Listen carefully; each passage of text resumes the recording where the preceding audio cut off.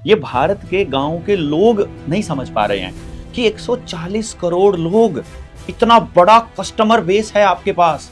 आप कुछ भी प्रोडक्शन कीजिए, आप कुछ भी बनाइए, अगर आपका जेन्युइन पार्ट है, उसके 0.some% में भी अगर आपका क्लाइंट बनता है तो भी आप पूरी जिंदगी आराम से काट सकते हो। ये तो हम कंपनियों के ऊपर डिपेंडेंट होकर के, सरकारों के ऊपर निर्भर होकर के अपनी व्यवस्था नहीं बना रहे हैं, इसीलिए हम लोगों को किसी की नौकरी चाकरी करनी पड़ रही है। और यदि आप ये समझ जाओ कि गांव के प्रत्येक व्यक्ति और प्रत्येक घर को उत्पादन आधारित हम बना दें, हर घर अगर प्रोडक्शन करने लगे, तो कस्टमर्स की कोई कमी नहीं है पूरी दुनिया के अंदर। भाई आपको जानकर हैरानी होगी, पूरे भारत के हर कॉलेज, हर यूनिवर्सिटी में 70% वैकेंसीज खाली पड़ी है टीचर्स की। मतलब नितिन गडकरी कह रहा है पैसे की कोई कमी नहीं है, लेकिन यूनिवर्सिटी का वाइस चांसलर कह रहा है हमारे पास फंड्स नहीं है, शिक्षा के लिए बजट ही नहीं है। जब शिक्षा के लिए बजट नहीं है, लेकिन हथियार खरीदे जा रहे हैं, पैसा पानी की तरह बहाया जा रहा है डंपिंग यार्ड्स के लिए, जंगल काटने के लिए, माइनिंग के लिए, पानी के ऊपर कंट्रोल करने के लिए, ड्रोन्स लाने के लिए, मशीनें लाने के लिए, सीसीटीवी कैमरा लाने के लिए, बिना मतलब बिना जरूरत के रोड्स बनाने के लिए, नई ट्रेन्स चलाने के लिए, ये पैसा वेस्ट किया जा रहा है ऐसी चीजों के ऊपर। और जहां मूलभूत जरूरत है शिक्षा, वहां पर 70% से ज्यादा वैकेंसीज खाली हैं। आप कैसे तय करते हो कि कौन आदमी कैपेबल है, कौन? नंबर तय करते हैं किसी आदमी की काबिलियत को। वो पढ़ना चाहता है, वो पढ़ना चाह रहा है मेरे दोस्त, इसको समझो। आप कैपेबल नहीं होने का क्या मतलब है? आप कैसे तय करोगे कि मैं पढ़ूं कि ना पढ़ूं? मैं पढ़ना चाहता हूं, मेरे नंबर थोड़े हैं लेकिन मैं पढ़ना चाहता हूं, इसको कौन एड्रेस करेगा? मैं ये कह रहा हूं, मेरा बाप, मेरा दादा, मेरी माँ सब कमा कमा के आपको टैक्स दे रहे हैं, लेकिन मैं जब पढ़ने के लिए आपसे सीट मांग रहा हूं तो आप कह रहे हैं हमारे पास सीट ही नहीं है। भाई 4 लाख बच्चों ने ग्रेजुएशन पास करी है, तो 40,000 मास्टर्स की सीट है मात्र, तो वो 40,000 से ऊपर नहीं होगा एडमिशन, यानी कि 3,60,000 के ऊपर ठप्पा लगेगा कि तुम काबिल नहीं हो। स्टुपिडिटी हमारे दिमाग में भर दी है कि सीट नहीं है, वो तय करेगा सीट नहीं है। मेरा बच्चा पैदा हुआ है, परमात्मा का रूप है, गजब का टैलेंट है, कुछ ना कुछ उसको टैलेंट देके भेजा है, और एक गधा तय करता है कि सीट उसको मिले कि ना मिले। कि अगर मेरी पहचान अगर किसी को देखनी है, तो मैं फफड़ाना गांव से बिलोंग करने वाला एक ऐसा इंसान जो अपने बच्चे के भविष्य को लेकर चिंतित है, और जो अपने बच्चे के लिए एक ऐसी व्यवस्था बनाना चाह रहा है जहां इंसान का कॉम्पिटिटर ना हो, बल्कि को एग्जिस्टेंस, सह अस्तित्व के साथ रह करके कॉपरेशन से जीने वाला उसका सहभागी हो, सहयात्री हो। ऐसा डरा हुआ बाप हूं, तो मुझे अगर देखना हो किसी को, तो ऐसे डरे हुए बाप के रूप में आप देख सकते हैं।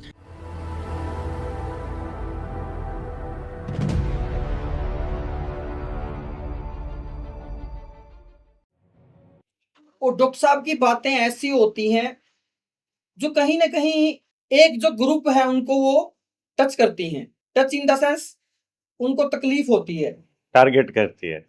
हाँ, एक सत्ता में जो बैठे हैं, वो टारगेट भी करती है। लेकिन आज के पॉडकास्ट में हम सिर्फ डॉक्टर साहब के बारे में बातें करेंगे, डॉक्टर देवेंद्र बलहारा के बारे में बातें करेंगे। उनके खिलाफ जो गैंग काम कर रही है, उनको जो धमकियां मिल रही हैं, और जितने भी जिस तरह की वो बातें करते हैं, उन बातों का व्यू पॉइंट क्या है, कि किस तरीके से वो बातें समाज के अंदर एक नई दिशा देने का काम कर रही हैं।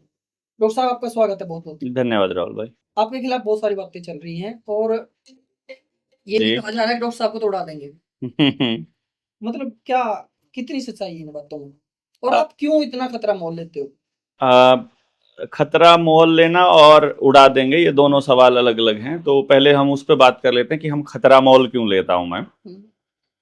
कभी पहले हमारे एक साथी हैं अशोक भाई पटेल, जब कोरोना के टाइम पर वो सड़क पर उतर गए, और सड़क पर उतरकर वो बातें करने लगे कि ये जो कोरोना है ये महामारी नहीं है, और सरकार इस तरह का प्रोपेगेंडा रच रही है, और मास्क हम नहीं लगाएंगे, मोदी का पुतला भी जलाया, उनके मुंह पे कालिक भी पोती उन्होंने। ये राजकोट की बात है, गुजरात में।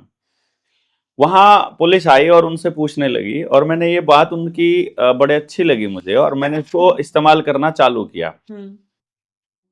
उन्होंने कहा कि जब पुलिस वालों ने उनको बोला कि तुम्हें मरने से डर नहीं लगता, तुम यहाँ लॉकडाउन तोड़कर यहाँ खड़े हो, सारी दुनिया क्वारंटाइन में है और तुम लॉकडाउन तोड़कर यहाँ खड़े हो। वो कहने लगा कि मरने से डर वाली बात का तो ये जवाब बनता है कि हमारे घर में मरने का रिवाज है।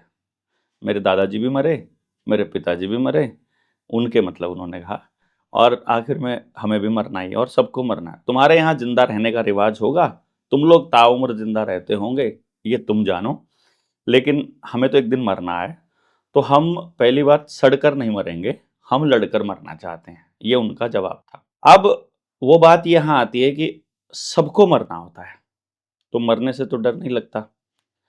रही बात ये आवाज क्यों उठा रहे हैं, अब मान लीजिए आपके और हमारे सबके समाज में नशा है। मुझे नहीं लगता कि अगर नशा बंद नहीं हुआ तो वो मेरे घर तक नहीं आएगा। अगर गुंडागर्दी है पूरे शहर में, मेरा बच्चा उस गुंडागर्दी का शिकार नहीं होगा, इसकी कोई गारंटी नहीं है। अगर कोई भी ऐसी चीज, ऐसी व्यवस्था में गड़बड़ है जिसका असर जनमानस पर हो रहा है, तो ये तय है कि उसका असर मेरे घर पर भी आएगा। मान लो इलाज ठीक से नहीं हो रहा है तो बीमार तो हम भी हो सकते हैं, और जरूरत के समय हो सकता है हमारा भी परिवार का इलाज ना हो। अच्छा, मैं आपको बीच में टोकता हूँ इस बात पे। हाँ इंडिया में क्या है, बड़े बड़े सेलिब्रिटी, कोई क्रिकेटर है, कोई बॉलीवुड हाँ, जो भी है, हाँ।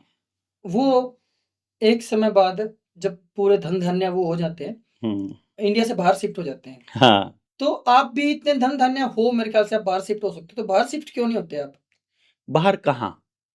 विदेश में? कहाँ? क्या विदेश में? कहाँ? इंग्लैंड में, यूके में, ऑस्ट्रेलिया में, न्यूजीलैंड में। देखो ये जो सेफ सिटी ये है। हर आदमी की अपने दुबई में ये हर जहाँ आदमी से का लगता अपना है। विचार है। मैं आपको थोड़ा सा एग्जांपल देता हूँ। मेरा गांव फफड़ाना है। किसी आदमी को फफड़ाना में वो सुविधाएं नहीं मिली जो उसे चाहिए थी या जिनकी उसे भूख थी, तो वो फफड़ाना छोड़ करके कहीं और शिफ्ट होने लगा। वो कहीं और हो गया, और लोग कहीं और हो गए, इस तरह से वो अलग अलग जगह पर शिफ्ट होने लग गए।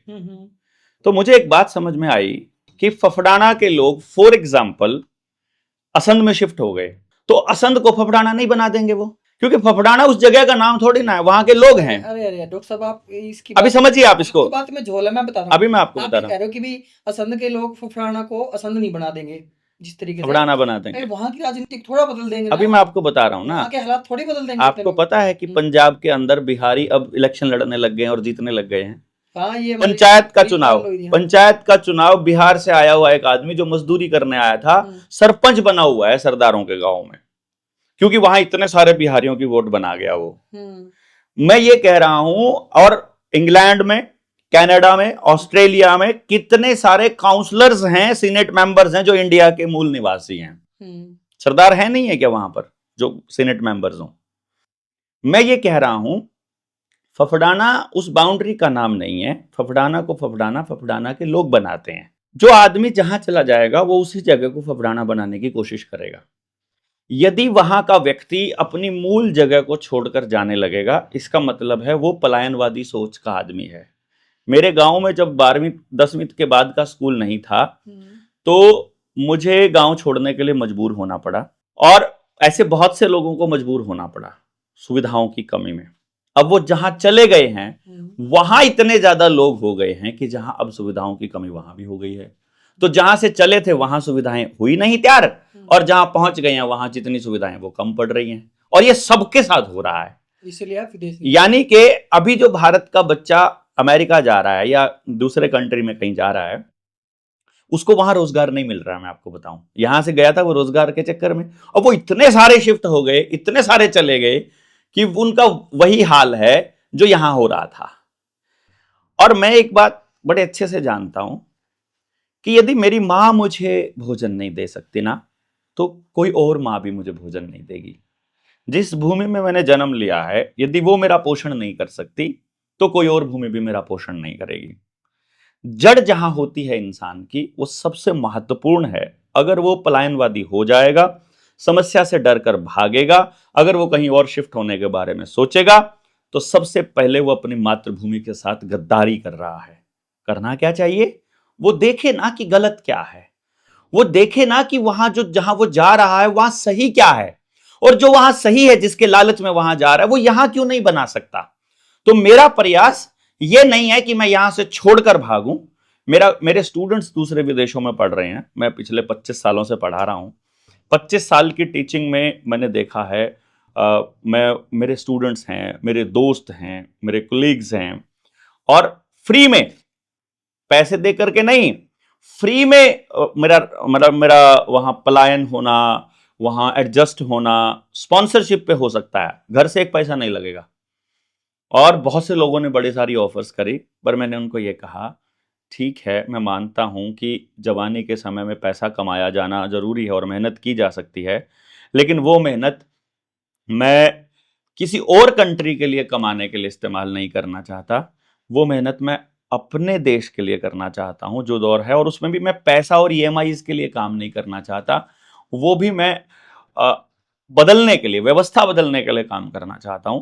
तो मैं अपने बच्चे के लिए एक ऐसे समाज का निर्माण करना चाहता हूं जिसका सपना लोग देखते हैं, और फिर अगली पीढ़ियों के लिए, इट्स नॉट फॉर मी और फॉर माई नेक्स्ट जनरेशन, उससे अगली जनरेशंस। क्योंकि अपना डीएनए खत्म नहीं होने वाला है, बीज तो चलता रहेगा। ये नहीं है कि ये खत्म हो जाएगा कि बस अगली ही संतान है और उससे आगे संतान नहीं आएगी। तो व्यवस्थाएं अगर खराब होती जाएंगी तो हमारी संतानों को ढेर सारा नुकसान होगा, और यदि व्यवस्थाएं बढ़िया होंगी तो हमारे बच्चों का लाभ होगा। तो उसके लिए हम लोग ये ट्राई कर रहे हैं। इसलिए बाहर जाना अपने देश, अपने गांव, अपनी मातृभूमि, अपने माता पिता के साथ गद्दारी है, और यही सोच करके दोबारा गांव पर काम करने के बारे में मैंने सोचा। विराट कोहली इंडिया के सबसे बड़े क्रिकेटर हैं आज के दौर पे। वो लंदन में शिफ्ट हो गए हैं। क्या ठीक किया उन्होंने ऐसा? देखो, मैंने जो अपनी बात बताई है उससे वैसे स्पष्ट होता है। और विदेश में इसको अगर शॉर्ट में समझे तो मतलब नहीं, एक लाइन में बोलूंगा, कोई तुक नहीं बनता है। मतलब उस आदमी को क्रिकेट का सबसे बड़ा खिलाड़ी किसने बनाया? भारत की जनता ने, यहाँ के व्यवस्था ने। उनकी खुद की भी तो है, क्या खुद की है? कैपेबिलिटीज हैं, खेलने की कैपेबिलिटीज हैं, क्या कैपेबिलिटी है? टेक्निक्स हैं, उनके रन्स हैं, उनकी उनका स्कोर है, उनका प्रदर्शन अच्छा है। देखो, ये प्रदर्शन आपको कैसे पता लगा? बीसीसीआई ने उनको मौका दिया। बीसीसीआई किसके पैसे से बना? भारत के लोगों के पैसे से बना। जो टीवी पे देखते हैं वो भारत के लोग देखते हैं। कंपनियां उनको स्पॉन्सर करती है। वो खेल ले अपनी गली में जितनी मर्जी टेक्निक से। यहाँ पर गली में अपने यहाँ उससे बढ़िया प्लेयर नहीं हो सकते हैं क्या आपके असंध में? डेफिनेटली हो सकते हैं, लेकिन वो उनको मौका नहीं मिला तो वो नहीं दिखा पा रहे हैं। उनको मौका मिला, देश के लोगों ने सर आंखों पर बिठाया, और अब उस देश को जो है वो दुत्कार करके दूसरी कंट्री में जाके शिफ्ट हो जाएंगे। ये कौन सा तरीका है भाई? मतलब नहीं, कोई भी और हो जाएगा। अब अक्षय कुमार है, अब वो कनाडा का मतलब परमानेंट नागरिक, इंडिया का नहीं है। ये अडानी अंबानी है, सब बाहर जा चुके हैं छोड़ के। पंजाब के बड़े बड़े सिंगर हैं, जैसे करण औजला है, वो भी पहले वो कनाडा शिफ्ट हुए थे, बाद में फिर दुबई शिफ्ट हो गए। अपनी कलाकारी इंडिया के लिए दिखाते हैं, मतलब गाने बनाते हैं वो, क्योंकि कस्टमर है ना यहाँ ज्यादा। देखो, जहां पर आपकी मार्केट होगी, पूरी दुनिया का बाजार के रूप में देख रही है पूरी दुनिया इस भारत को। ये भारत के गांव के लोग नहीं समझ पा रहे हैं कि 140 करोड़ लोग, इतना बड़ा कस्टमर बेस है आपके पास। आप कुछ भी प्रोडक्शन कीजिए, आप कुछ भी बनाइए, अगर आपका जेन्युइन पार्ट है, उसके 0.some% में भी अगर आपका क्लाइंट बनता है तो भी आप पूरी जिंदगी आराम से काट सकते हो। ये तो हम कंपनियों के ऊपर डिपेंडेंट होकर के, सरकारों के ऊपर निर्भर होकर के अपनी व्यवस्था नहीं बना रहे हैं। इसीलिए हम लोगों को किसी की नौकरी चाकरी करनी पड़ रही है। और यदि आप ये समझ जाओ कि गांव के प्रत्येक व्यक्ति और प्रत्येक घर को उत्पादन आधारित हम बना दें, हर घर अगर प्रोडक्शन करने लगे, तो कस्टमर्स की कोई कमी नहीं है पूरी दुनिया के अंदर भाई। नहीं, हम तो कनाडा शिफ्ट नहीं हुए। जब हम बात कर रहे थे आपके बारे में, उड़ा देंगे, हाँ उड़ा देंगे बोल रहे थे आप लोग। तो वो ठीक है। देखो क्या है कि मैंने कुछ मुद्दे लिए हैं। उन मुद्दों में एक मुद्दा है रुपए का मुद्दा। उस पे सुभाष चंद्र बोस जी ने बोला, नेताजी ने, उन्होंने कहा कि ये रुपया जो है अंग्रेजों का, ये फ्रॉड है, और उन्होंने अपना आज़ाद हिंद रुपया बनाया, आज़ाद हिंद सरकार बनाई, आज़ाद हिंद सेना बनाई, उनको युद्ध अपराधी बना दिया गया। उसके बाद रुपये पर डॉक्टर भीमराव अंबेडकर जी ने बोला, जो आज चल रहा है रुपए का कूटकरण, उसके विषय में कि महंगाई हो जाएगी और एक तबका बहुत अमीर होता चला जाएगा और दूसरा तबका गरीब होता जाएगा, जो कर रही हैं सरकारें। तीसरे व्यक्ति थे रामवृक्ष यादव, जो 2016 में अखिलेश यादव की सरकार थी यूपी में, मतलब ताबड़तोड़ गोलियां चला करके सैकड़ों लोगों को मार गिराया था। रुपए पर मुद्दे पर बोलने वाले लोग कोई भी हो, उसी को मार दिया जाएगा। चाहे जॉन एफ कैनेडी है, चाहे ये सद्दाम हुसैन है, गद्दाफी है, कैनेडी तो अमेरिका का राष्ट्रपति था, राष्ट्रपति होते हुए गोली उड़ा दी। सद्दाम हुसैन तो क्रूर था। अरे नहीं भैया जी, जैसे भगत सिंह को आतंकवादी बनाया है इजराइल और अमेरिका ने मिलकर के, वैसे ही सद्दाम हुसैन जब अमेरिका को आंख दिखाने लगा, उसने कहा कि अब मैं तुम्हारा डॉलर नहीं चलने दूंगा, अगर तुमको तेल चाहिए हमसे तो तुमको पेमेंट सोने में करनी पड़ेगी, तुम्हारा डॉलर फ्रॉड है। जब सद्दाम हुसैन ने ये कहा, तब ये कहा था कि सद्दाम हुसैन बायो वेपन्स बना रहा है, और तब आक्रमण किया था। और जब आक्रमण किया, आज तक भी सद्दाम हुसैन को फांसी हो गई, लेकिन आज तक भी वहां पर बायो वेपन नहीं मिला है। यानी कि वो सारा प्रोपेगेंडा था, कोई क्रूरता नाम की चीज नहीं थी। वो एक देशभक्त आदमी था, हिटलर की तरह। जैसे हिटलर को, हिटलर देशभक्त था। ऑब्वियसली, जर्मनी की हालत हिटलर के पहले देख लो और हिटलर के बाद देख लो। ये प्रचारित किया गया कि उसने इजरायलियों के ऊपर अटैक किया। कैसी बातें कर रहे हो आप? जो इतिहास लिखने वाले हैं वो पागल हैं क्या? इतिहास लिखने वाले शाणे हैं, इतिहास लिखने वाले धूर्त हैं, इतिहास लिखने वाले कपटी हैं, इतिहास लिखने वाले चोर हैं, इतिहास लिखने वाले डकैत हैं। राजा अपने हिसाब से इतिहास लिखता है। उस दौर में जिसकी चल रही है वो इतिहास लिख रहा है।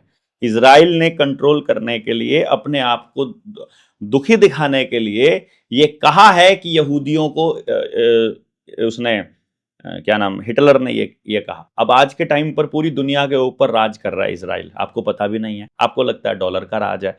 बात कर रहे थे आप फिरोज साहब, मैंने जब पे पॉडकास्ट में जब स्टार्ट किया था, मुझे आपके बारे में बातें करनी थी। हम बात करते करते पता नहीं कहाँ पहुंच जाते हैं। हाँ हाँ, मुझे आपकी बात करनी थी। मतलब आप ना, जैसे मैं क्या बताऊं, आप सबसे हटके हो। हटके होना गलत तो नहीं होता। नहीं, गलत नहीं होता। हाँ, आज के जमाने में लोग पॉलिटिक्स स्विंग में बढ़ गए हैं। या तो वो एंटी हैं या वो प्रो हैं, या वो प्रो हैं। हाँ, और जरूरी नहीं है कि आदमी या एंटी हो या प्रो हो, वो बोथ साइड भी तो हो सकता है। मैं दोनों के खिलाफ हूँ। हाँ, मैं व्यवस्था के ही खिलाफ हूँ। मैं आपकी बारे में बात कर रहा हूँ कि आप उन दोनों के खिलाफ हो। हाँ, ना आप एंटी हो ना आप प्रो हो, आप दोनों के खिलाफ हो। इस देश के आम नागरिक का सही कर्तव्य क्या है? इस देश के आम नागरिक का सही कर्तव्य यह है कि वो एक ऐसी व्यवस्था बनाए जो व्यापार आधारित ना हो, जो व्यवहार आधारित हो। वो जो भी प्रोडक्शन करे वो अपने आसपास के लोगों के लिए करे, वो जो भी काम करे अपने आसपास के लोगों के लिए करे। जब आसपास के सारे लोगों की सारी जरूरतें आपस में मिलकर पूरी हो जाएं, तो जो बचे उसका व्यापार हो। यह है पहला कर्तव्य। दूसरा कर्तव्य यह है कि इससे क्या होगा, सबसे बड़ा बेनिफिट क्या होगा इससे। एक तो मान लो गांव का आदमी है, वो गांव में ही दाल उगा रहा है, गांव में अनाज उगा रहा है, गांव में ही तेल हो रहा है, गांव में ही लोहे का काम हो रहा है, गांव में ही सारे काम हो रहे हैं। तो एक तो सारा पैसा आपस में घूम रहा है, और चूंकि सारी मेहनत और सारा काम व्यवहार आधारित है, जिसकी वजह से हर कोई मजबूत हो रहा है। अगर हम कंपनी आधारित हो जाएंगे, शहर आधारित हो जाएंगे, बाजार आधारित हो जाएंगे, तो हम सारा पैसा अपनी कमाई का वो हम बाहर किसी को देते रहेंगे, जिससे पूरा गांव खोखला हो जाएगा। तो एक तो ये होगा। नंबर 2, उसको ये समझना जरूरी है कि उसका इस धरती पर आने का मकसद क्या है, और उसे अपने मकसद को पूरा करने के लिए अपना जीवन जीना चाहिए, ना कि कंपनियों के बाजार को बनाए रखने के लिए। मतलब आज के टाइम पर मैक्सिमम जो लोग हैं वो सुबह से लेकर शाम तक किसी ना किसी कंपनी के लिए ही काम कर रहे हैं। उनका हर कदम किसी कंपनी को मजबूत कर रहा होता है, उनके परिवार को, अगली जनरेशन को, उसको खुद को, उसकी सेहत को, उसकी आत्मा को मजबूत नहीं कर रहा होता। और फिर हर व्यक्ति का फिर तीसरा कर्तव्य यह है कि वो उस व्यक्ति का पुरजोर विरोध करे जो भी उस व्यक्ति के ऊपर राज कर रहा है, यानी कि जिसको प्रबंधन का काम दिया है। जैसे मान लीजिए हमारा एमएलए है, एमपी है, या हमारा जो एमएलए हो गया, एमपी हो गया, मुख्यमंत्री हो गया, प्रधानमंत्री हो गया, ये सब हमारे प्रतिनिधि हैं, ये सब हमारी वोट से बने हैं, हमारे पैसे से ही चलते हैं। तो अब हमारा कर्तव्य क्या होना चाहिए कि सबसे पहले इनका दायित्व स्थापित किया जाए, इनकी जिम्मेदारी तय की जाए और इनकी जवाबदेही तय हो, और ये लोग हम पे राज ना करें, बल्कि हमारी चीजों के लिए बेहतर तरीके से पॉलिसी बनाएं और हमारे लिए बेहतर चीजों का प्रबंधन करें। जबकि सिस्टम क्या कर रहा है, हर व्यक्ति को लूटने, दबाने, डराने और मतलब शोषण करने का काम कर रहा है। कैसे? एग्जांपल देके बताओ। जैसे किसान है फॉर एग्जाम्पल, अब किसान ने खेत में बीज बोना है, क्या ये इंडस्ट्री को या एग्रीकल्चर यूनिवर्सिटी को या सत्ता में बैठे लोगों को नहीं मालूम है कि बेहतर मिट्टी सॉफ्ट होती है और जो खराब मिट्टी है वो हार्ड होती है? तो फिर वो ऐसे केमिकल क्यों दे रहे हैं किसान को, फर्टिलाइजर, डीएपी, यूरिया की फॉर्म में, जो उसकी जमीन को सख्त बना रहे हैं और उस जमीन में जो प्राकृतिक जो हमारे खाद बनाने वाले जीवाणु हैं, उसमें कीट पतंगे हैं, उनको खत्म कर रहा है। बायोडाइवर्सिटी को खत्म करने का काम तो कोई देशद्रोही करेगा, किसान तो ये काम नहीं करता था। तो विकसित बीजों के नाम पर और खरपतवार का नाश करने के नाम पर वो पेस्टिसाइड और यूरिया तो उन्हीं लोगों ने दिए जो सत्ता में बैठे हैं, उन्हीं ने प्रमोट किया, उन्होंने ही उसको दिया। तो अब उसकी जिम्मेदारी थी कि वो किसान को सही से गाइड करे, लेकिन उसको कहा कि तुरी हम तरक्की कर रहे हैं। फिर दूसरी बात ये समझिए आप, जैसे आप छोटा सा एग्जाम्पल लीजिए, आपका बच्चा पैदा होना है, उससे पहले सरकार में बैठा आदमी कह रहा है मुझे तुम्हारे बच्चे की इतनी चिंता है कि प्रेगनेंसी में तुम्हें रजिस्ट्रेशन कराना पड़ेगा, प्रेगनेंसी में तुमको ये टीके लगाने पड़ेंगे, ये दवाएं लेनी पड़ेंगी। और जब प्रेगनेंसी पूरी होती है और जब बच्चे का जन्म होता है तो उसके जन्म के बाद इस हफ्ते में ये टीका लगाना है, इस हफ्ते में ये टीका लगाना है। 5 साल तक आपके बच्चे को लगभग 52 टीके लगते हैं। मैं भी बता रहा हूं। मतलब आपको ऐसा लग रहा होगा सरकार का एक्टिवनेस को देख करके, एक्टिविटीज को देख के, कि सरकार में बैठे डॉक्टर्स और उनको बहुत ज्यादा आपकी चिंता है आपके बच्चों की, ऐसा लग रहा होगा। लेकिन वही बच्चा जब बीमार हो जाता है, वही व्यक्ति जो बीमार हो जाता है, आपको बीमारी से पहले सरकार को बहुत चिंता है कि तुमको बीमारी ना हो जाए, परंतु जब बीमार हो जाता है तो चाहे उसकी जमीन बेच करके इलाज कराना पड़े, चाहे गहने बेचकर इलाज कराना पड़े, चाहे उधार लेकर इलाज पड़े, चाहे लोन लेकर करना पड़े, लेकिन आपका इलाज आपको खुद करना पड़ेगा। तो ये दोगला कैरेक्टर समझना जरूरी है समाज को। फिर जो शिक्षा है, शिक्षा का काम क्या है? बच्चे को जीवन के लिए तैयार करना। शिक्षा काम क्या कर रही है? स्कूल में जाकर के अगर आप किसी बच्चे का जीवन देखोगे, एजुकेशन सिर्फ 2 काम करवा रही है आपसे। क्या? एक तो जो आपको इंस्ट्रक्शंस दी गई है उनको फॉलो करना, और जो आपको लिखवा दिया गया है या बता दिया गया उसको याद करना, केवल याद करना, क्वेश्चन करना नहीं, सवाल उठाना नहीं, जवाब ढूंढना नहीं, यह काम नहीं कर रही है। तो ऐसी व्यवस्था जो आपके बच्चे को अपने जीवन के लिए तैयार नहीं कर रही है, उस व्यवस्था के ऊपर सवाल उठाना। यानी कि आपको यह देखना है कि वो व्यवस्था आपके लिए काम कर रही है या किसी पूंजीपति के लिए काम कर रही है या किसी आपके ऊपर सत्ता जमाने वाले के लिए काम कर रही है। ये काम है हर नागरिक का। अभी शिक्षा की बात चल रही है ना। हाँ। शिक्षा की बात मैं एसएससी को बीच में लाना चाहूंगा। SSC, staff selection commission. Yes. अब स्टाफ सिलेक्शन कमीशन की जब मैंने रिसर्च करी तो एक कंपनी है एडिक्विटी, जिसको अभी उन्होंने दिया हुआ है कॉन्ट्रैक्ट एग्जाम करवाने का, और वो एक ऐसी कंपनी है जो अकॉर्डिंग टू रूल पूरे देश में हर एक सेंटर पर ऑनलाइन एग्जाम करवाने में सक्षम नहीं है। कुछ नहीं है, उसके पास इंफ्रास्ट्रक्चर ही नहीं है। एक कॉन्ट्रैक्ट में फेल हो गई, छोटा कॉन्ट्रैक्ट था, ब्लैक लिस्ट हो गई थी वो। हाँ। उसके बाद देश की सबसे बड़ी कंपनी है वो टाटा की है, वो टाटा की है। नाम क्या है उसका? टीसीएस कंपनी जो देश की सबसे टॉप कंपनी है, और वो अच्छे से काम कर रही थी। एसएससी का उन्होंने 2018 के अंदर उन्होंने जीता था। तो वो अच्छे से काम कर रही थी। एज पर जो टेंडर के रूल होते हैं, टेंडर के रूल के अकॉर्डिंग एडिक्विटी कहीं भी पास नहीं हो रही थी। बिल्कुल। टेंडर निकाले, उनके 2 राउंड होते हैं। हाँ, बिल्कुल मुझे मालूम है। तो हर एक टेंडर से पहले टेंडर के रूल बदले गए। हाँ। एडिक्विटी कंपनी को काबिल बनाया गया रूलों के अकॉर्डिंग। वो रूल वो सेट किए जहां एडिक्विटी स्टैंड करती है। हाँ, मतलब उसके अकॉर्डिंग रूल बनाए एसएससी द्वारा। हाँ। और जितने भी एग्जाम आज तक करवाए हैं एडिक्विटी ने, सारे के सारों में धांधली है।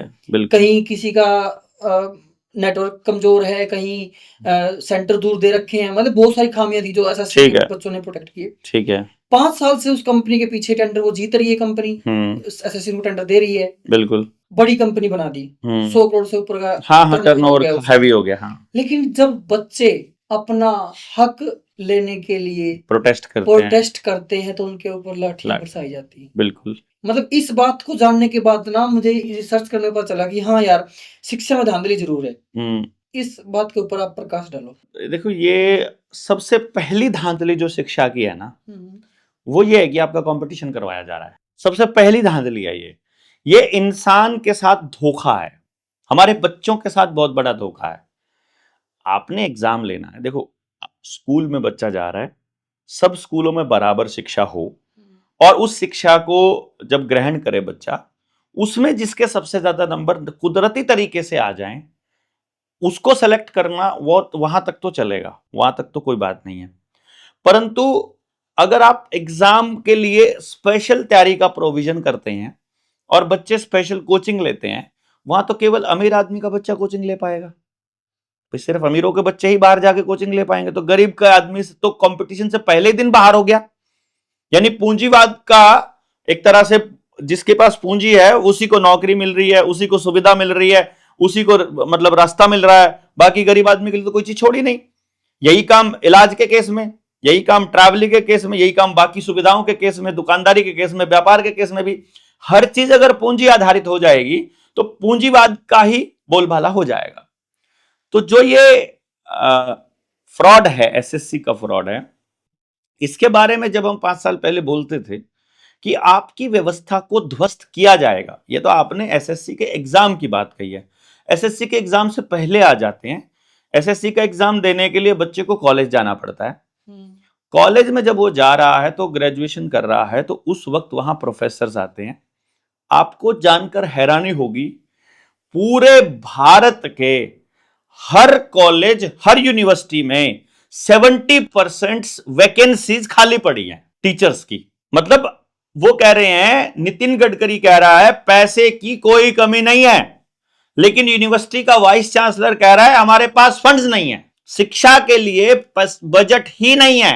जब शिक्षा के लिए बजट नहीं है लेकिन हथियार खरीदे जा रहे हैं, पैसा पानी की तरह बहाया जा रहा है डंपिंग यार्ड्स के लिए, जंगल काटने के लिए, माइनिंग के लिए, पानी के ऊपर कंट्रोल करने के लिए, ड्रोन्स लाने के लिए, मशीनें लाने के लिए, सीसीटीवी कैमरा लाने के लिए, बिना मतलब बिना जरूरत के रोड्स बनाने के लिए, नई ट्रेन्स चलाने के लिए, यह पैसा वेस्ट किया जा रहा है ऐसी चीजों के ऊपर।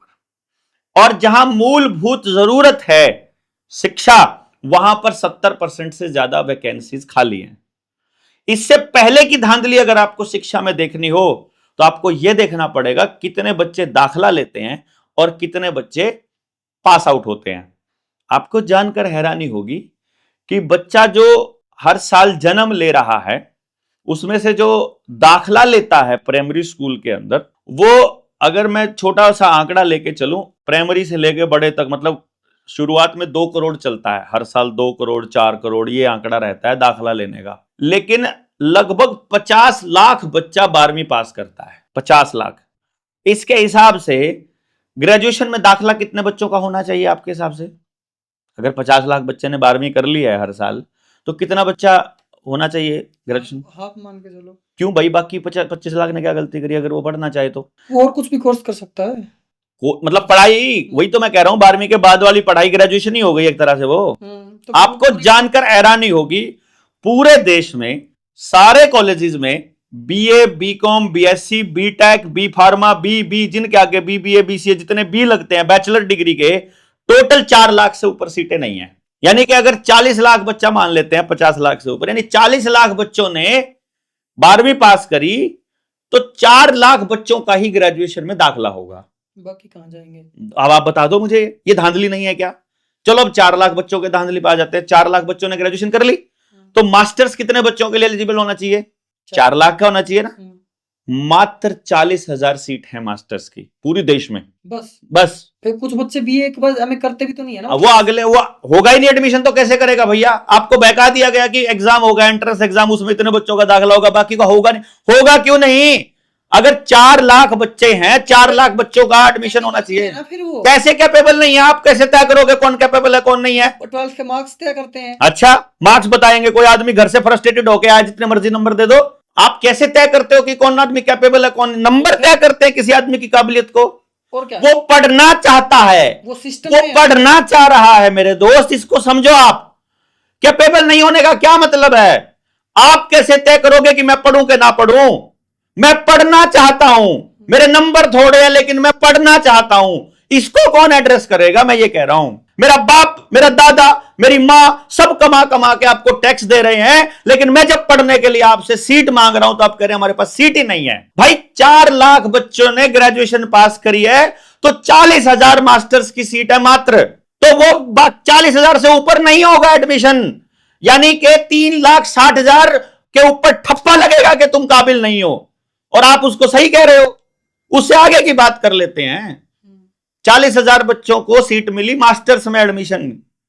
क्या आपको पता पूरी दुनिया, पूरे देश के अंदर भारत में मास्टर्स के बाद पीएचडी कितनी सीटें हैं? मात्र 4,000 सीट हैं। आप उससे ऊपर मिलेगी नहीं आपको एडमिशन, तो आपने क्राइटेरिया रख दिया। ये कहां लिखा हुआ? ढूंढ लो ना, देश में कितने इंटरनेट पड़ा है, आपके व्यूवर्स देख लेंगे, सर्च करके ढूंढो ना। कितने बच्चे पहली क्लास में दाखिला लेते हैं, कितने 10वीं तक पढ़ते हैं, कितने प्राइमरी के बाद छोड़ देते हैं क्योंकि आपके पास 5वीं का, अभी यहां चले जाओ आप, पिधाना में 5वीं के बाद स्कूल नहीं है, डुपेडी में 5वीं के बाद अब हो गया 8वीं तक का स्कूल। मतलब जबाड़ा में नहीं था, फबडाना आया करते ना, जबाड़े के जयसिंहपुर तो अपना था, जबाड़े के, फबडाने के, सॉरी पधाने के, सारे बच्चे फबडाना में आते थे। मतलब वहां स्कूल ही नहीं है तो आपको पढ़ने के लिए जगह नहीं मिलेगी। जब आपके पास सीट ही नहीं है तो आप किसी ना किसी को तो ठप्पा लगाओगे ना कि तुम काबिल नहीं हो। परमात्मा ने सीट कैसे बना सकते हैं? ये क्या दिक्कत है बताओ?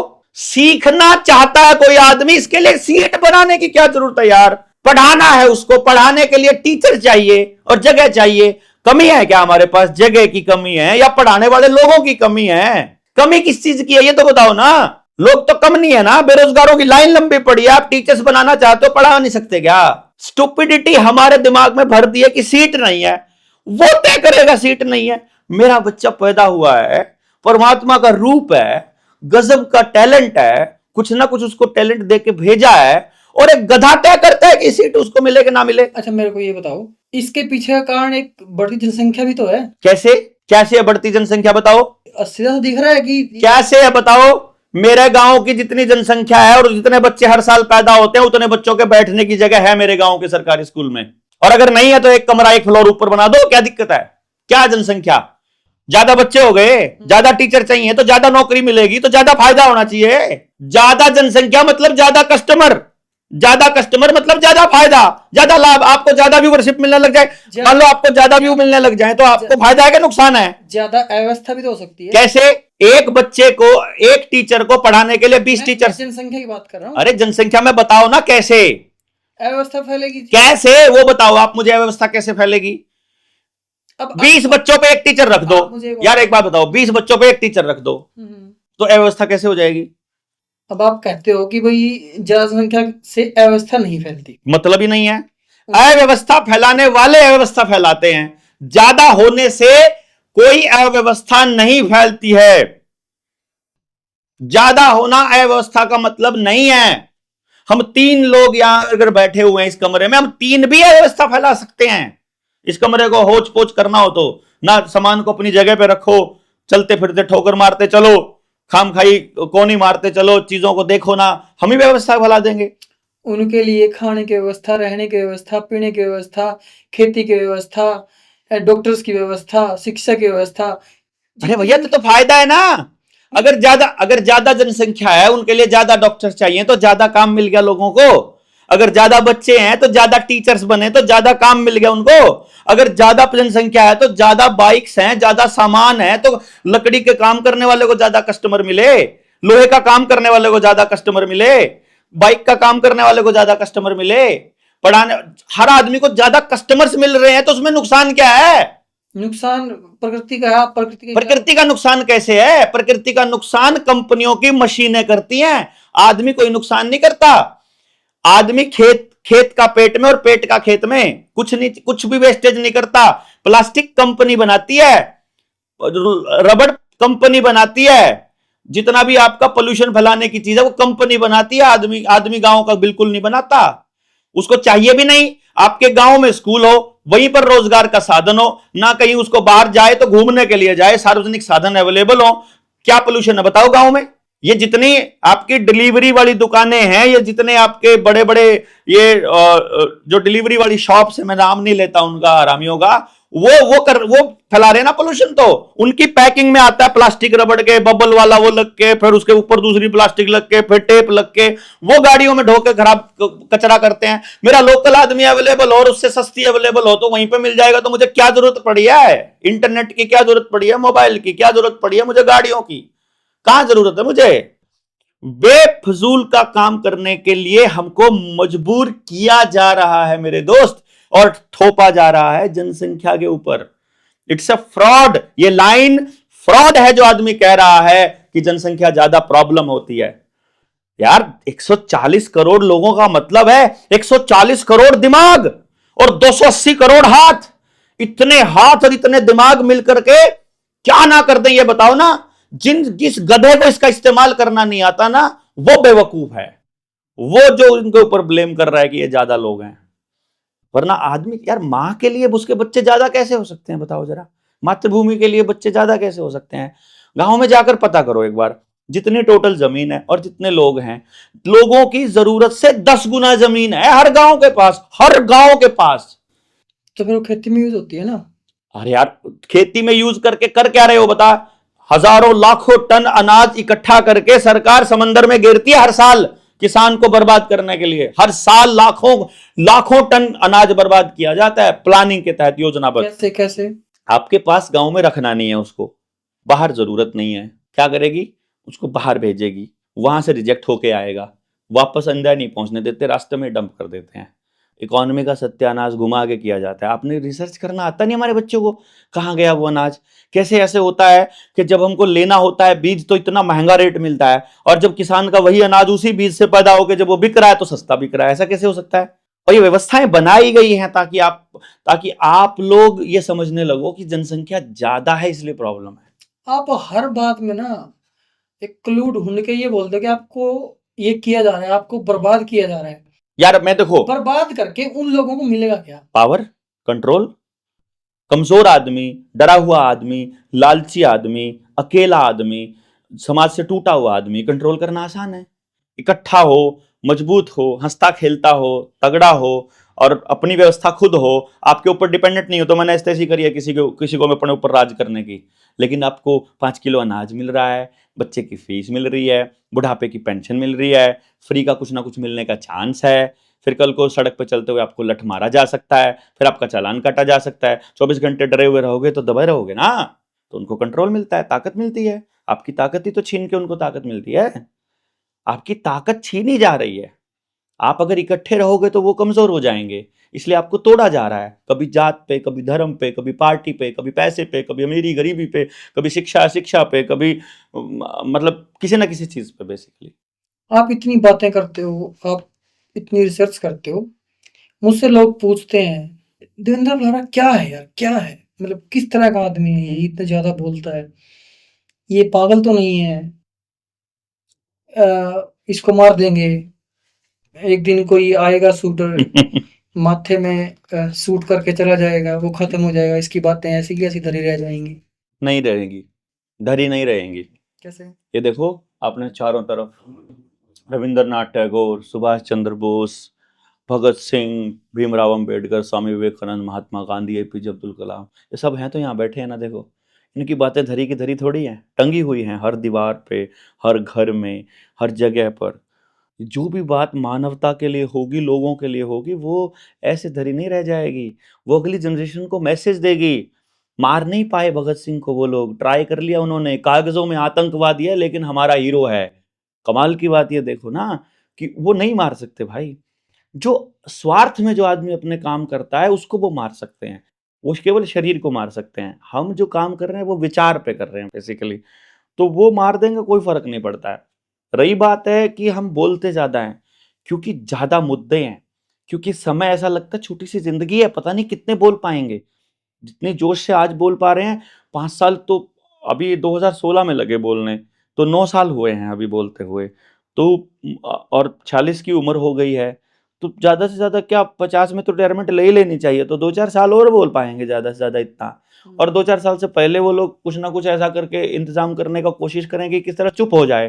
तो यही कोशिश रहती है कि और लोग बोलने वाले तैयार हो जाएं इस दौरान, ताकि किसी को बात समझ में आ जाए कि यार बात तो सही है।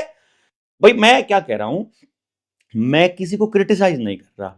मेरा काम क्या है कि जैसे आपको एक तस्वीर दिखाई किसी ने, मैं सिर्फ ये कह रहा हूं ये पूरी तस्वीर नहीं है। फॉर एग्जाम्पल आप मुझे ये रिमोट पकड़ाए, देखो अभी देखो, मैं आपको ये रिमोट की बात कर रहा हूं। मान लो कोई आदमी आपको ये वाला चीज दिखा रहा है, तो मैं सिर्फ ये बता रहा हूं भैया ये सच नहीं है कि ये यही फेस जो है ना ये मोबाइल है, ये सॉरी इसका रिमोट है। ये भी पार्ट इसी में आता है, ये पार्ट भी आता है, और इसको खोल करके भी दिखा रहा हूं कि ये भी इसी का हिस्सा है। आपको सिर्फ ये बताया जा रहा है कि इसी को कहते हैं रिमोट। ये नहीं होता, इसकी फंक्शनिंग कैसे है, ये किसने बनाया, क्या इसका पर्पस है, वो बता रहा हूं बस मैं। यानी जो मेन स्ट्रीम मीडिया, आपके नेता अभिनेता और ये चोर डाकू लुटेरे, ये जो तस्वीर आपको दिखा रहे हैं पूरे देश को, मैं उसका दूसरा पहलू बताने की कोशिश कर रहा हूं। आपको समझ में आए ठीक है, नहीं समझ में आए तो भी ठीक है, लेकिन मुझे ये पता है, आज मैंने बता दिया है, समझ में आएगा एक दिन, 100% गारंटी की बात है। आएगा। मतलब ही नहीं है, आपके फायदे की भी तो बात बता रहा हूं मैं कोई अपना फायदा थोड़ी देख रहा हूं इसमें।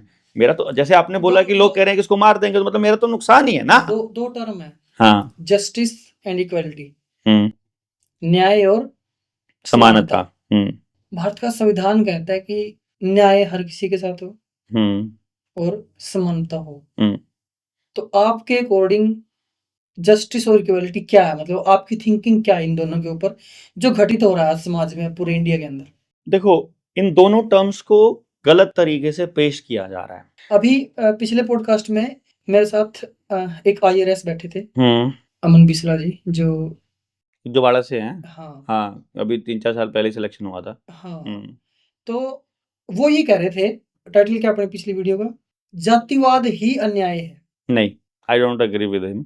ये तो सारे के सारे जो UPSC क्लियर करके जो IAS बनते हैं ना, ये तो सारे के सारे ऐसे होते हैं जैसे घोड़े के वो बांध दी गई है और उसको कुछ दिखाई ना देता, उसको सीधा आगे दिखाई देता है, उसको तो जैसे वो चलाते हैं ना चाबुक से और मतलब क्या लगाम से, ये तो सब गुलाम लोग हैं, नौकरी करने वाले। तो UPSC करा हुआ DC तो सबसे बड़ा गुलाम है, मतलब अगर जो मान जाए ना, तो वो तो अकल ही नहीं है उसमें। तो कैसे, मतलब आप इतने बड़े पद की गरिमा के लिए पद, बड़ा पद कहां से हो गया? बड़ा नौकर है भाई, वो नौकरी करता है, तनख्वाह लेता है। चपड़ासी से लेकर राष्ट्रपति तक जो भी तनख्वाह लेता है वो नौकर है, बड़ा नहीं है वो, छोटा है वो। उसकी सबसे ज्यादा बड़ी जिम्मेदारी बनती है और उसको सबसे ज्यादा रट्टा मारना पड़ता है, तब जाके UPSC क्लियर होता है। आपको सवाल अगर उससे पूछा होता अमन से, तो अमन से पूछते कि UPSC की ट्रेनिंग में क्या सिखाया जाता है, तो उनको यह बताया जाता है कि पब्लिक से ज्यादा घुलना मिलना नहीं है। वो जो जबाड़ा का लड़का है ना, पूछ लो जबाड़ा में कितना आता है, लोगों से कितना मिलता है, कितना घुलता मिलता है, हो गया सब, ट्रेनिंग हो गई पूरी। ट्रेनिंग होते ही गांव छोड़ दिया। वो तो बच्चों से 1-to-1 ट्रेनिंग सेशन भी करते हैं, बड़ा ठीक काम कर रहे हैं। हाँ, कोई बात नहीं, थोड़े दिन जब तक वो सिस्टम, जब जैसे ही सिस्टम में काम करने लगेगा उनका आइडिया, उसी टाइम पे चुप होना पड़ेगा उनको। सही बात नहीं बोल सकते वो, बच्चों को रट्टे मारने की दिशा में ही लेके जाएंगे सिर्फ, खाली सवाल क्वेश्चन करना वो भी नहीं सिखा सकते। और जातिवाद क्या है? मान लीजिए आप ब्राह्मण परिवार से हो और मैं जाट फैमिली से हूं, आपकी पहचान ब्राह्मण फैमिली और मेरी पहचान जाट फैमिली है, ये बुरी बात थोड़ी ना है। बुरी बात कहां आएगी? जब आप या मैं अपनी जाति को ही सर्वोपरि मानने लग जाएंगे, वो गलत है। जातिवाद क्या है? बेसिकली ये एक परिवार की आइडेंटिटी है कि ये इस फैमिली से आता है। जैसे आपको कहते हैं भगवान परशुराम की फैमिली से आते हैं हम, ठीक है, ये एक पहचान खाली। जब इंसान पैदा होता है ना, पैदा होने के साथ ही कास्ट उसके साथ जुड़ जाती है। कास्ट नहीं जुड़ती, वो जिस परिवार में पैदा हुआ है वो उस DNA को कैरी कर रहा है। वो कौन से DNA को कैरी कर रहा है? क्योंकि DNA ही आपके पुरखों का जितना नॉलेज है वो DNA में है। जैसे मैं किसान परिवार से हूं, तो मेरे पिताजी ने खेती किया, मेरे दादा ने खेती किया, मेरे दादा से पहले वो खेती किया, तो जो मेरे दादा के दादा दादा और आखिर तक जाएंगे, जहां पे हमारा स्टार्ट होता है इंसान के रूप में वो क्लाइनेज चलना, वो पूरा का पूरा क्लैन, यानी वो पूरी फैमिली का आज तक का इतिहास, यानी उधर मां की तरफ, पिता की तरफ, फिर मां की तरफ, फिर पिता की तरफ, तो आज मेरे तक जब पहुंचा है, तो वो सारा का सारा नॉलेज मेरे DNA में है। और वो खेती का नॉलेज है।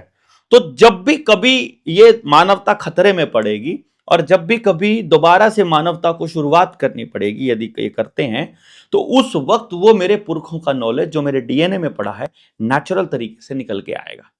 कुछ लोग उस टाइम कला को अप्रिशिएट करेंगे, कुछ लोग उस वक्त ज्ञान को कहेंगे, कुछ लोग उस वक्त युद्ध कला को अपना लेंगे, ऑटोमेटिक लड़ने की कला जो उनके पुरखों ने किया था।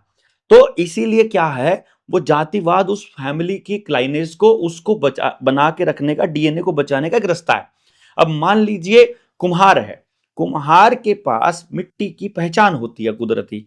वो जैसे ही मिट्टी को देखता है वो देखता है ना इससे कोई बर्तन नहीं बन सकता, लेकिन जब वो देखते हैं किसी मिट्टी से बर्तन बन सकता है, हाँ इससे इससे ना दाल बनाने वाली हांडी बहुत अच्छी बनेगी, इससे जो है वो कढ़ौनी अच्छी बनेगी, इससे बिलोनी अच्छी बनेगी, इससे दिया अच्छा बनेगा, यानी दिए के लिए ये वाली मिट्टी, वो हमेशा उस मिट्टी की क्वालिटी को उस एंगल से देखेगा। ये क्वालिटी आप में और मुझ में नहीं है देखने की। अब मान लीजिए किसी किसान परिवार की या ब्राह्मण परिवार की या उस लेवल की या किसी गडरिया फैमिली की कोई लड़की अगर मान लो कुम्हार के घर में आ गई, अब जो उनका बच्चा पैदा होगा उसके पास दो नॉलेज हो गए एक तरह से। मतलब अब उसको ये नहीं पता है कि मेरे पास ना तो पूरा नॉलेज आएगा कुम्हार वाला, ना पूरा नॉलेज आया गडरिये वाला। अब वो कंफ्यूजन में आ गया नेक्स्ट जनरेशन, उसको पता ही नहीं उसे करना क्या है, अब उसे मालूम ही नहीं है, उसका डीएनए डिफॉर्म होना स्टार्ट हो जाएगा। ये इसलिए जाति को बनाए रखना बहुत अच्छी चीज है। जाति के नाम पर भेदभाव करना और ऊंच नीचता वो गलत है। देखो ना, वो भी यही कहना चाह रहे हैं असल में, वो उसको, लेकिन वो जातिवाद को ही गलत कह रहे हैं। नहीं, पहचान गलत नहीं हो सकती किसी की, जाति तो पहचान है ना उस आदमी की कि किस परिवार से बिलोंग करता है, उसके आधार पर अपने को सर्वश्रेष्ठ कहना गलत है। ये कहना कि आप ही की जाति सबसे मेरे से ऊपर हो गई, मेरी जाति से, या मेरी वाली आपकी जाति से ऊपर हो गई, ये गलत है। वहां इस धरती पर पैदा हुआ हर जीव जंतु पशु पक्षी इंसान फैमिली सबको बराबर सम्मान का अधिकार है, जीने का अधिकार है।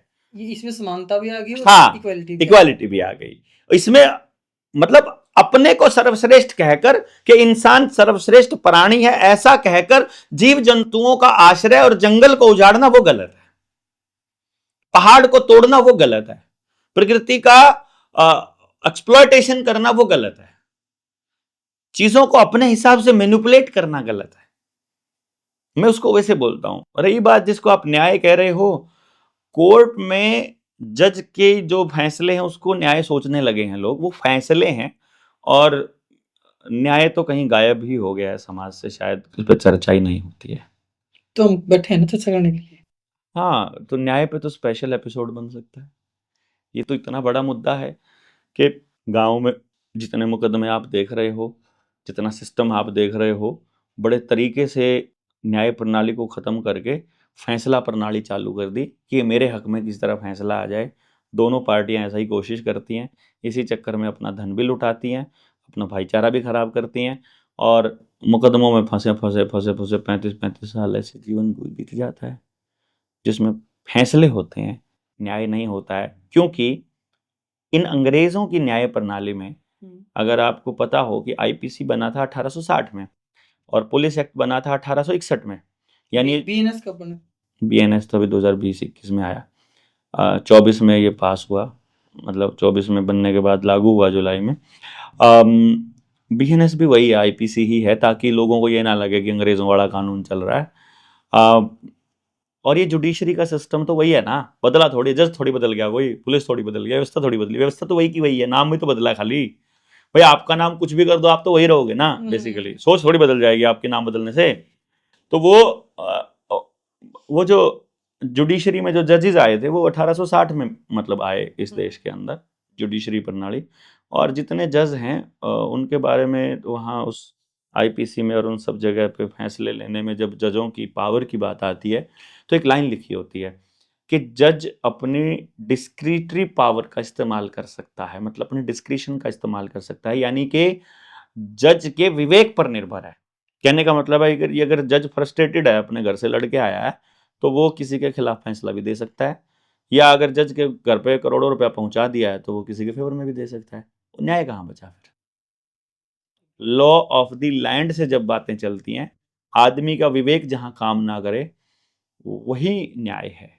जहां कुदरती सिद्धांत को फॉलो किया जाए, जहां किसी व्यक्ति का विवेक की बजाय, क्योंकि मेरा विवेक आपसे अलग हो सकता है और मैं गलत हो सकता हूँ, आप ज़्यादा ठीक हो सकते हैं, या कोई थर्ड पर्सन गलत हो सकता है, जिसके हाथ में फैसला करना है वो अगर अपने विवेक से फैसला करेगा तो उसका विवेक न्याय करेगा, इस बात की कोई गारंटी नहीं है। क्योंकि हमारे यहाँ एजुकेशन सिस्टम में विवेक के ऊपर तो काम ही नहीं होता, मेमोरी पे काम होता है खाली। ओके, चर्चाएं हमने कर ली, काफी सारी चर्चाएं कर ली। हम्म अब मैं जानना चाहता हूँ देवेंद्र बलहारा की जो स्टडी रही है हम्म शुरुआत से लेकर और यहाँ तक की, उसको समराइज करिए एक बार, क्योंकि दर्शकों को पता नहीं है कि देवेंद्र बलहारा क्या करके क्या बने और अब क्या है। देखो मैं शॉर्ट में। नहीं, मैं शॉर्ट में एक ही बात कहना चाहता हूँ, मैं अपने आप को 10वीं पास से ज्यादा नहीं मानता। मानना ना मानना अलग बात, आपने ठीक है, किया क्या वो बताओ। उस पे नहीं जाएंगे हम, क्योंकि गाँव में जब हम जाते हैं ना, जो नहीं बताओ ना एक बार, ना, दिक्कत क्या मैं है। बताना नहीं चाहता, क्योंकि हम जब तो गाँव, आप डरे हो। हाँ मैं डर रहा हूँ, क्योंकि गाँव में जब हम जाते हैं ना तो गाँव के लोग ये कहते हैं जी आप तो बहुत पढ़े लिखे हो, आपको तो बातें समझ में आ जाती हैं, और नहीं, हम तो अनपढ़ आदमी ये हैं। कोई तुक नहीं तो मैं होगी, उनको ये ये बोलता कोई हूँ, मैं तुक उनको नहीं ये है मेरी बोलता हूँ बात कि में। आप मेरी बातों में कहीं पढ़े लिखे का बातें बताओ, मैं पढ़े लिखो जैसी कोई बात नहीं करता। मैं डिपार्टमेंट में, मैं एजुकेशन डिपार्टमेंट में भी रहा, मैं टीचर भी रहा डिपार्टमेंट के ही कागजों से। फिर मैं वही लेकिन कह रहा हूँ लेकिन ना, मुझे 10वीं के बाद आपने क्या किया, चलो 10वीं तो सबको पता है। कुछ नहीं, बस पढ़ते रहे, मैं आज भी पढ़ रहा हूँ, मतलब मैं आज भी पढ़ कुछ रहा हूँ। बताओ। देखो अगले साल तो मैं लॉ में दाखिला लेने वाला हूँ, हम्म इस साल नहीं, अगले साल नहीं, उससे अगले साल। हम्म जैसे इस साल मैंने अपनी पत्नी को लॉ में दाखिला दिलाया, 20 साल से शादी हो गई है, मेरी पत्नी आज भी पढ़ रही है, मतलब हम लोग पढ़ ही रहे हैं। मैंने मतलब ये समझो नेचुरोपैथी, आयुर्वेदा, फिजिक्स, साइंस, और भाई एजुकेशन, मतलब डीएड बीएड एमएड, और लॉ में तो अब लेंगे हम, वो पहले साल लेगी, फिर बेटा अगले साल लेगा, मैं अगले साल, मैं जूनियर बनूंगा उनका, सबसे बेटे का जूनियर मैं बनूंगा लॉ में। तो ऐसा करके हम लोग, आप अभी तो आप न्याय प्रणाली को गलत बता रहे थे, हाँ, और फिर आप लो करने वाले भी हो। उनकी गोप भी खोदनी है ना, बताना है ना कि ये संविधान में ये लाइन गलत लिखी है, संविधान के बारे में ये गलत पढ़ाया जा रहा है, यहाँ लॉ में ये चीज़ गलत है, यहाँ पर ये गलत है, कैसे बताऊंगा मैं? अगर जैसे उस टाइम पे कोरोना के टाइम पर मैं नेचुरोपैथ था, मुझे नेचुरोपैथी आती थी, मुझे पता था शरीर कैसे काम करता है, मुझे पता था ये दवाइयाँ कैसे काम करती हैं, मुझे पता वायरस नाम की कोई चीज़ नहीं है, मुझे पता है ये सारा फ्रॉड है WHO, मुझे मालूम है कि ये वैक्सीनेशन भी पूरा पूरा फ्रॉड है, मुझे पता है ये सारा गेम प्लान है। तो अब नाम के आगे डॉक्टर लगा हुआ था, लोगों ने सोचा ये शायद दूसरा एलोपैथी वाला डॉक्टर होगा, मैंने कहा मैं नेचुरोपैथी वाला डॉक्टर हूँ। ठीक है, अब वो लोग उसको समझ करके शायद नाम के आगे डॉक्टर लगाया, उससे बच गए, बहुत सारे लोग बच गए कि यार इतना बड़ा डॉक्टर कह रहा है तो शायद ठीक ही बात होगी।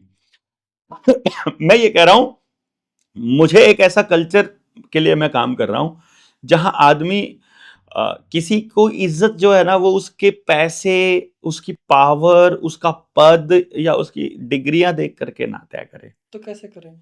सिर्फ आप इंसान है, मैं इंसान हूं, इंसान होने वाला सम्मान तो हम कर ही सकते हैं एक दूसरे का, इसमें क्या फर्क पड़ता है भाई? वो बराबर होना चाहिए ना सबका। और फिर जो पद है, उस पद पे बैठा हुआ है, उस पद के नाम की तो तनख्वाह लेता है ना, फिर उसका सम्मान का अलग एक्स्ट्रा तो सम्मान थोड़ी होना चाहिए उसका। मैं ये कह रहा हूँ कि स्कूल में चले गए आप, तो प्रिंसिपल का सम्मान और चपड़ासी का बराबर होना चाहिए, क्योंकि दोनों अपनी जो वो काम करते हैं उसकी तो तनख्वाह लेते हैं, और इंसान है वो दोनों बराबर, तो इंसान होने वाला सम्मान बराबर होना चाहिए। तो बिल्कुल बिल्कुल। तो इसलिए क्या है कि मेरी कोशिश ये है कि मैं इस समाज को ये बता पाऊँ कि अगर मेरी पहचान अगर किसी को देखनी है तो मैं फफड़ाना गांव से बिलोंग करने वाला एक ऐसा इंसान जो अपने बच्चे के भविष्य को लेकर चिंतित है, और जो अपने बच्चे के लिए एक ऐसी व्यवस्था बनाना चाह रहा है जहां इंसान इंसान का कॉम्पिटिटर ना हो, बल्कि को एग्जिस्टेंस, सह अस्तित्व के साथ रह करके कॉपरेशन से जीने वाला उसका सहभागी हो, सहयात्री हो। ऐसा डरा हुआ बाप हूं मैं, मतलब मुझे अगर देखना हो किसी को तो ऐसे डरे हुए बाप के रूप में आप देख सकते हैं। फिर एक ऐसे काउंसलर के रूप में आप मुझे देख सकते हैं जिसने एक ऐसी सिस्टम पे काम किया है कि हम हर बच्चे का टैलेंट 3 साल की उम्र में निकाल सकते हैं कि उस बच्चे को परमात्मा ने किस काम के लिए पैदा किया है। फिर हम एक ऐसे एजुकेशन सिस्टम पर काम करने वाले आदमी और टीचर के रूप में आप मुझे देख सकते हो जो 100% रोजगार वाला एजुकेशन सिस्टम खड़ा करना चाहता है। एक ऐसे व्यक्ति के रूप में आप मुझे देख सकते हो जो जल जंगल जमीन जानवर रोटी बेटी माटी इन सब पर काम करके शिक्षा स्वास्थ्य न्याय राजनीति खेती और धर्म से पूंजीवाद का खात्मा करना चाहता है। ये नहीं कि मैंने क्या कर लिया है, ये कि मैं क्या करना चाहता हूं, मेरा क्या विचार, विचार इज मोस्ट इंपॉर्टेंट पार्ट। मैं किस खानदान से, किस परिवार से, कहाँ से आता हूं, इतिहास में मैंने क्या किया है, ये बिल्कुल मैटर नहीं करता है। बिकॉज बहुत सी अच्छी बातें होंगी, बहुत सी बुरी बातें होंगी। वहां से देवेंद्र डिफाइन नहीं होना चाहिए, वहां से राहुल भी डिफाइन नहीं होना चाहिए। राहुल अब क्या है और वो क्या करना चाहता है, और उसमें उसे समाज की समाज के लिए उसकी उपयोगिता क्या है, और वो समाज के लोगों से किस तरह के भागीदारी और उनके सहयोग की कामना कर रहा है, ये this is very important and this is the most important part. Thank you so much. धन्यवाद जी, बहुत बहुत धन्यवाद।